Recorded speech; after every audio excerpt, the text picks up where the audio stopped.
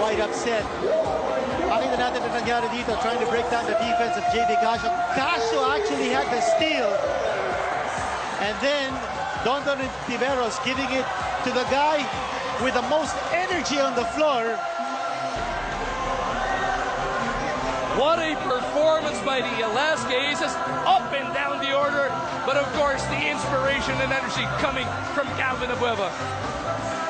I think Coach Alex Compton did a heck of a job on the bench, keeping his boys focused and giving them life, giving them hope.